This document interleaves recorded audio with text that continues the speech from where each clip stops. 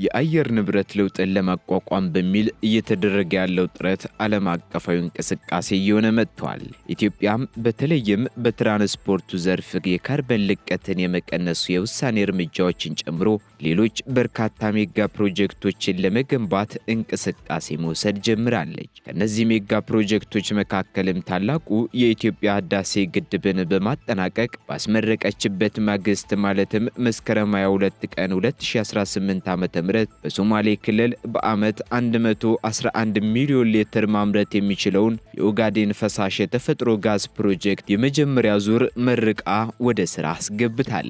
በዚህ ዕለትም የሁለት አሻጋሪ የተባለላቸውን ሀገራዊ ፕሮጀክቶችም የመሰረተ ድንጋይ አስቀምጣለች። እነዚህ ሜጋ ፕሮጀክቶችም ታዲያ የኢትዮጵያ ኢንቨስትመንት ሆልዲንግ ከዳንጎቴ ግሩፕ ጋር በመተባበር የሚገነባው የዩሪያ ማዳበሪያ ፋብሪካና በጎልደን ኮንኮርድ ግሩፕ የሚገነባው የጎዴ ነዳጅ ማጣሪያ ፋብሪካ ናቸው። በሌላ በኩል ጠቅላይ ሚኒስትር ዶክተር አብይ አህመድ ጳጉሜ 4 ቀን 2017 ዓ.ም ታላቁ የኢትዮጵያ ህዳሴ ግድብ ፕሮጀክትን ሲያስመርቁ ከህዳሴ በተጨማሪ በቅርቡ ተገንብተው ይመረቃሉ ያሏቸውን ከ5 በላይ አዳዲስ ሜጋ ፕሮጀክቶችን ይፋ ማድረጋቸው አይዘነጋም። ጠቅላይ ሚኒስትሩ በወቅቱ ይፋ ካደረጓቸው ሜጋ ፕሮጀክቶች መካከል ከህዳሴ ግድብ የሚስተካከል ለሰላማዊ አገልግሎት የሚውል የኒውክሌር ማበልጸጊያ ግንባታና ነዳጅ የማውጣት ፍላጎትን እውን የሚያደርገው የነዳጅ ማጣሪያ ፕሮጀክት ይገኝበታል። በተጨማሪም በአፍሪካ ግዙፍ የሆነው የኢትዮጵያ አየር መንገድ ግንባታ፣ የመጀመሪያው የጋዝ ፋብሪካና ከመጀመሪያው ደግሞ በ10 እጥፍ የሚበልጠው ሁለተኛው የጋዝ ፋብሪካ ግንባታ እንደሚጀምር መግለጻቸው ይታወሳል። እንዲሁም የማዳበሪያ ፋብሪካ ግንባታና በትንሹ ደግሞ ከ1.5 ሚሊዮን በላይ ቤቶችን በአጠቃላይ ከ30 ቢሊዮን ዶላር በላይ ሀብት የሚፈስባቸው ሜጋ ፕሮጀክቶች እንደሚከናወኑ ተናግረዋል። በዚሁ መሰረትም መስከረም 22 ቀን 2018 ዓ.ም በሶማሌ ክልል የኦጋዴን ፈሳሽ የተፈጥሮ ጋዝ ፕሮጀክት የመጀመሪያ ዙርን በመመረቅ ስራ ያስጀመሩት ጠቅላይ ሚኒስትሩ የሁለት አሻጋሪ የተባለላቸው ትላልቅ ሀገራዊ ፕሮጀክቶችንም የመሰረተ ድንጋይ አስቀምጠዋል። ውድ የገበያ ሚዲያ የልዩ ጥንቅር ተከታታዮቻችን በአጠቃላይ ከ30 ቢሊዮን ዶላር በላይ ሀብት ይፈስባቸዋል የተባለላቸው ሜጋ ፕሮጀክቶች ይከናወናሉ ከተባሉ ፕሮጀክቶች መካከል የብር ማተሚያም ይገኝበታል መባሉ ተሰምቷል። በሌላ በኩል ኢትዮጵያ ያስመረቀችው የኦጋዴን ፈሳሽ የተፈጥሮ ጋዝ በዋናነት የሚጠቅመው ለምንድን ነው? ከነዳጅ ጋርስ ያለው ልዩነት ምንድን ነው? በተጨማሪም የትላልቅ ነዳጅ ተጠቃሚ ተሽከርካሪዎች ወደ ሀገር ውስጥ እንዳይገቡ ክልከላ መጣሉና በምትኩ ደግሞ የጋዝ ተጠቃሚ የሆኑ ቦቴዎችና ከባድ ተሽከርካሪዎች ከቀረጥ ነፃ እንዲገቡ መፈቀዱ ይፋ መሆኑ እንዴት ይታያል? እንዲሁም የነባር ተሽከርካሪዎችን የጋዝ ልቀት መቆጣጠር የሚያስችል መሳሪያ እንደሚገጠምላቸው መወሰኑ በዛሬው የልዩ ጥንቅራችን በትኩረት የምንመለከታቸው መረጃዎቻችን ናቸው። እናንተም የምናነሳቸውን መረጃዎች በተመለከተ ሐሳብ፣ አስተያየት፣ መልእክት እንዲሁም በጥቆማ የምታጋሩን ጉዳይ ካለ በኮሜንት እንድታደርሱን እየጋበዝን ወደ መረጃችን እንሸጋገራለን።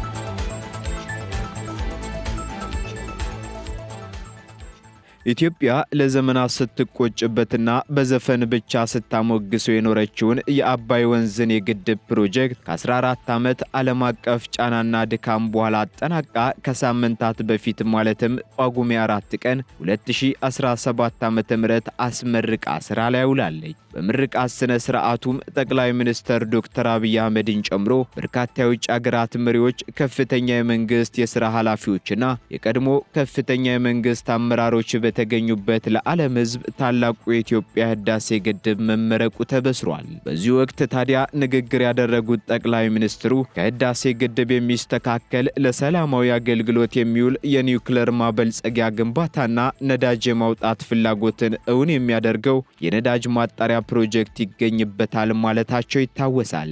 በተጨማሪም በጥቂት ሳምንታት ውስጥ የመጀመሪያው የጋዝ ፋብሪካ ይመረቃል ያሉት ዶክተር አብይ በዛው ዕለትም ከመጀመሪያው በ10 እጥፍ የሚበልጠው ሁለተኛው የጋዝ ፋብሪካ ግንባታ እንደሚጀምርም ገልጸዋል።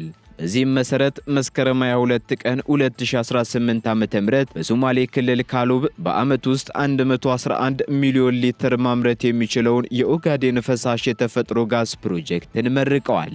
ከፈሳሹ የተፈጥሮ ጋዝ ምርት ባሻገርም በኃይል ማመንጫ ዘርፉ 1000 ሜጋዋት የማመንጨት አቅም በመያዝ ከፍተኛ አስተዋጽኦ እንደሚኖረውም ተነግሯል። ታዲያ የኦጋዴን ፈሳሽ የተፈጥሮ ጋዝ ፕሮጀክትን ያስመረቁት ጠቅላይ ሚኒስትር ዶክተር አብይ አህመድ ንግግር ሲያደርጉ ያስተላለፏቸው መልእክቶች የህብረተሰቡን ትኩረት የሳቡና በርካታ አዳዲስ ጉዳዮችን ይፋ ያደረጉበት ነበር። ከነዚህ ጉዳዮች መካከል ደግሞ ከዛሬ ጀምሮ በነዳጅ ኃይል የሚሰሩ የከባድ ጭነት ተሽከርካሪዎች ከዚህ በኋላ ወደ ሀገር ውስጥ አይገቡም የሚለው ይገኝበታል። በዚህ ምትክ ደግሞ በጋዝ የሚሰሩ ተሽከርካሪዎችን ለሚያስገቡ የቀረጥ ነፃ እድል ይሰጣል ሲሉም ጠቅላይ ሚኒስትሩ ተናግረዋል። ጠቅላይ ሚኒስትር ዶክተር አብይ አህመድ አክለውም በሀገር ውስጥ በስራ ላይ ያሉ 2000 የህዝብ ማመላለሻ ተሽከርካሪዎችም ከነዳጅ ተጠቃሚነት ወደ ጋዝ እንዲቀየሩ የማድረግ ስራ በአንድ ዓመት ውስጥ ይሰራል ሲሉም ተደምጠዋል። በተጨማሪም በዚህ ወቅት ካስተላለፏቸው መልእክቶች መካከል ነዳጅ የሚጠቀሙ ከባድ ተሽከርካሪዎችን ወደ ሀገር ውስጥ ማስገባት እየተከለከለ መሆኑ ይገኝበታል። በሌላ በኩል 2000 አውቶቡሶች ከነዳጅ ወደ ጋዝ እንደሚቀየሩና በሚቀጥለው ዓመትም የትራንስፖርት ዋጋ 50 በመቶ እንደሚቀንስም ጠቁመዋል። ትላልቅ መኪና ወይንም ትራክ ወደ ኢትዮጵያ ስታስገቡ የነበራችሁ ዜጎች ታዲያ ከዛሬ ጀምሮ ልክ ለትንንሽ መኪኖች ከኤሌክትሪክ መኪና ውጭ ማስገባት ታግዶ እንደቆየ ሁሉ ከዛሬ ጀምሮ ነዳጅ የሚጠቀሙ ማንኛውንም ትራክ ወደ ኢትዮጵያ ማስገባት እየተከለከለ ነው ሲሉም ተሰምተዋል። በአንጻሩ ደግሞ ማንኛውም የግል ባለሀብት ጋዝ የሚጠቀሙ ትራኮችን የሚያስገባ ከሆነ ከቀረጥ ነፃ መሆንን ጨምሮ አስተማማኝ ድጋፍ እንደሚደረግለትም ጠቅላይ ሚኒስትሩ ተናግረዋል።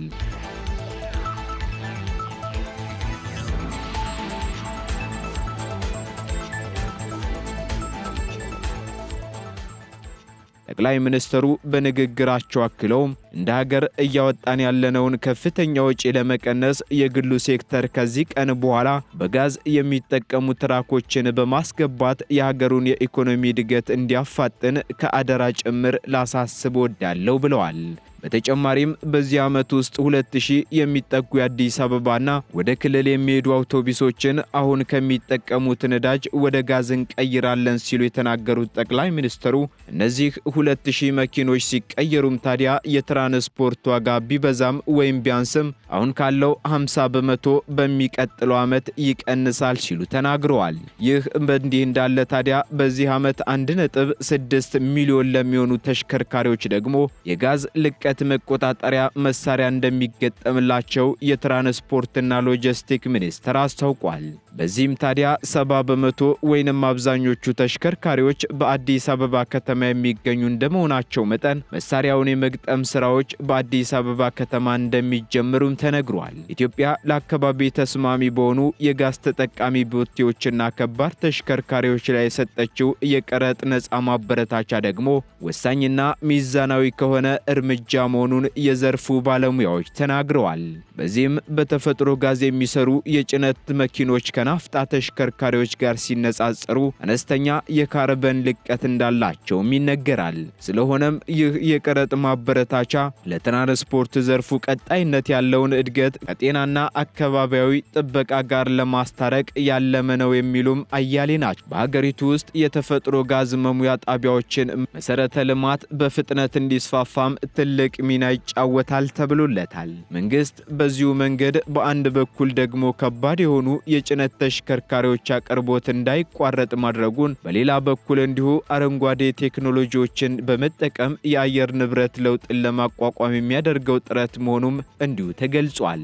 በሌላ በኩል ከ30 ቢሊዮን ዶላር በላይ በኢትዮጵያ ይሰራሉ ከተባሉ ግዙፍ ፕሮጀክቶች ውስጥ የብር ማተሚያ ይገኝበታል መባሉ የህብረተሰቡን ቀልብ የሳበ ጉዳይ ሆኗል። ጠቅላይ ሚኒስትር ዶክተር አብይ አህመድ በሶማሌ ክልል ተገኝተው በቀጣይ ስለሚተገበሩ ፕሮጀክቶች ማብራሪያ ሲያቀርቡ ከግዙፍ የፕሮጀክት ስራዎች ውስጥ የብር ማተሚያ እንደሚገኝበት ተናግረዋል። እንዲሁም የወርቅ ማጣሪያ ፕሮጀክትም ስራ መጀመሩን አንስተው እንዳስፈላጊነቱ ደግሞ ስለ ፕሮጀክቶቹ ወደፊት ይፋ እናደርጋለን ሲሉም ተደምጠዋል። ይህ በእንዲህ እንዳለ ታዲያ ኢትዮጵያ ለአገልግሎት ያዋለችው የተፈጥሮ ጋዝ የትኛው ነው የሚል ጥያቄ ታዲያ በበርካቶች ዘንድ እየተነሳ መጥቷል።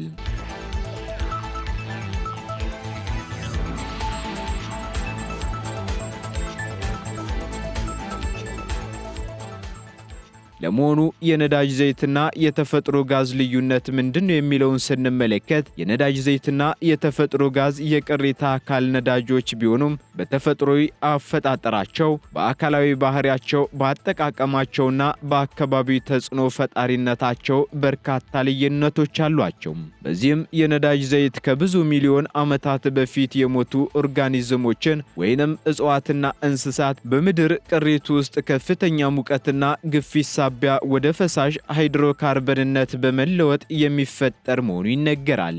በዋናነት ግን ካርበንና ሃይድሮጅን የያዙ የተለያዩ ኦርጋኒክ ውህደቶች ድብቅ ሲሆን የሳልፈር የናይትሮጅንና ኦክሲጅን ጥቃቅን መጠኖችንም ሊይዝ እንደሚችል መረጃዎች ያመላክታሉ።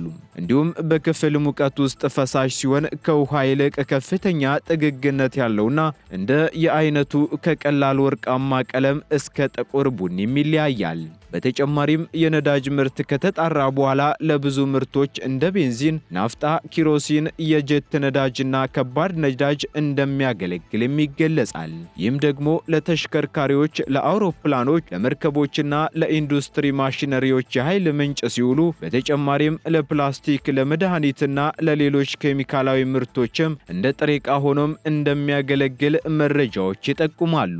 ከዚሁ ጋር ተያይዞ የነዳጅ ምርት ሲቃጠል ከፍተኛ መጠን ያለው ካርቦን ዳይኦክሳይድ፣ ናይትሮጅን ኦክሳይድ እና ሳልፈር ዳይኦክሳይድ ወደ ከባቢ አየር የሚለቅ ሲሆን እነዚህ ጋዞች ታዲያ ለአየር ንብረት ለውጥ፣ ለአሲድ ዝናብና ለአየር ብክለት አስተዋጽኦ የሚያደርጉና የነዳጅ ዘይት መፍሰስ ደግሞ የባህር ከባቢን በእጅጉ እንደሚጎዳ ነው መረጃዎች የሚያመለክቱት። በሌላ በኩል የተፈጥሮ ጋዝ ደግሞ እንደ ነዳጅ ምርት በተመሳሳይ ከኦርጋኒክ ቁሶች በመበስበስ የሚፈጠር ቢሆንም ከነዳጅ ዘይት ይልቅ በከፍተኛ ሙቀትና ግፊት ውስጥ እንደሚፈጠር ይነገራል። በዋናነት ግን ሚቴን የተባለውን ቀላል ሃይድሮካርበን ጋዝ የያዘ ሲሆን በውስጡም ኢቴን፣ ፕሮቴን፣ ቡቴንና ሌሎችም ሃይድሮካርበኖችን በትንሽ መጠን ሊይዝ ይችላል የተባሉ።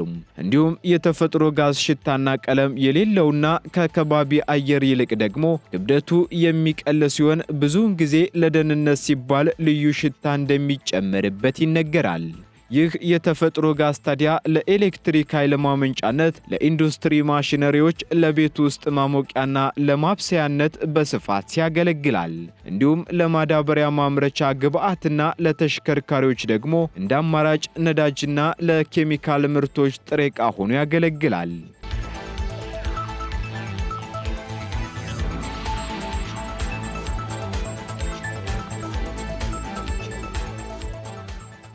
በተጨማሪም የተፈጥሮ ጋዝ ሲቃጠል ከነዳጅ ዘይትና ከድንጋይ ከሰል በአንጻራዊነት አነስተኛ ካርቦን ዳይኦክሳይድ ያመንጭ እንጂ ሚቴን ራሱ ኃይለኛ የግሪን ሃውስ ጋዝ ነው ይባላል። ጋዝ በዋናነት በቧንቧ መስመር የሚጓጓዝ ሲሆን አንዳንዴም ወደ ፈሳሽነት ተቀይሮ በመርከብ መጓጓዝ እንደሚችልም ተመላክቷል። በመሆኑም ኢትዮጵያ ከቀናት በፊት ወደ ምርት እያስገባች ያለችው ዋነኛው የተፈጥሮ ሀብት መሆኑም ተገልጿል። ይህ የኦጋዴን ፈሳሽ የተፈጥሮ ጋዝ ታዲያ የማዳበሪያ ፋብሪካዎችን ለመገንባት እንደ ወሳኝ ግብዓት ያገለግላልም ተብሎለታል። በአጠቃላይ ከ30 ቢሊዮን ዶላር በላይ ሀብት ወጪ ተደርጎባቸው ይከናወናሉ ከተባሉ ሜጋ ፕሮጀክቶች መካከል የብር ማተሚያ ይገኝበታል መባሉና ኢትዮጵያ ያስመረቀችው የኦጋዴን ፈሳሽ የተፈጥሮ ጋዝ በዋናነት የሚጠቅመው ለምንድን ነው? ከነዳጅ ጋርስ ያለው ልዩነት ምንድን ነው? የሚሉትን ጉዳዮች ስናጋራችሁ ቆይታ አደረግን። በተጨማሪም የትላልቅ ነዳጅ ተጠቃሚ ተሽከርካሪዎች ወደ ሀገር ውስጥ እንዳይገቡ ክልከላ መጣሉንና በምትኩ ደግሞ የጋዝ ተጠቃሚ የሆኑ ቦቴዎችና ከባድ ተሽከርካሪዎች ከቀረጥ ነፃ እንዲገቡ መፈቀዱን እንዲሁም የነባር ተሽከርካሪዎችን የጋዝ ልቀት መቆጣጠር የሚያስችል መሳሪያ እንዲገጠምላቸው መወሰኑ የዛሬ መረጃዎቻችን ትኩረት ያደረጉባቸው ጉዳዮች ነበሩ። በሌላ መረጃዎች ዳግም እስከምንገናኝ ድረስ የገበያ ሚዲያን በመወዳጀት ሌሎች መረጃዎቻችንን እንድትከታተሉን ጋበዝናችሁ። ሰናይ ጊዜን ተመኘን።